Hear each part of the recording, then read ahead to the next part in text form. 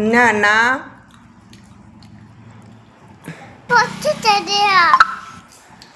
പൊരിച്ചു തരാമല്ലോ.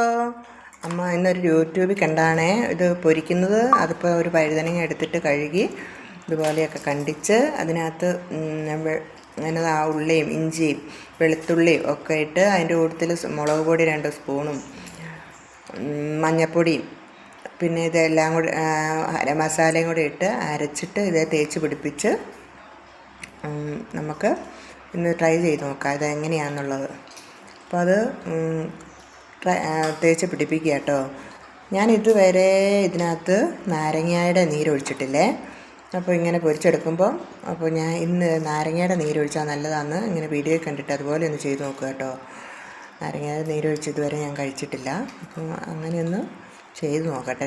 ഭംഗിയുണ്ട്, രസമുണ്ടെങ്കിൽ നിങ്ങളും അങ്ങനെ ചെയ്ത് നോക്കുക. എന്നിട്ട് അത് എല്ലാം കൂട്ടി ഫ്രിഡ്ജിനകത്ത് ഒരു 10-15 മിനിറ്റ് വെച്ചു കേട്ടോ.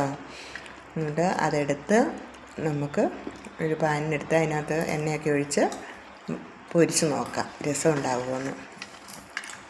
രുചി ഉണ്ടെങ്കിൽ നിങ്ങളും ട്രൈ ചെയ്ത് നോക്ക്. രസമുണ്ടെങ്കിൽ നിങ്ങൾക്ക് ആക്കാം. പക്ഷേ ഞാനും തിന്ന് നോക്കട്ടെ. ഞാൻ ആദ്യമായിട്ട് എങ്ങനെയാണ് ഉണ്ടാക്കുന്നത്, അതുകൊണ്ട് വലിയ അഭിപ്രായമൊന്നും പറയുന്നില്ല. ചെയ്ത് നോക്ക് നിങ്ങൾ. കൊച്ചിൻ്റെ മുമ്പിൽ ഇത് കൊണ്ട് വെച്ചതാണേ. അവൾക്കാണല്ലോ ഇത് ചെയ്ത് കൊടുക്കാൻ പറഞ്ഞേ.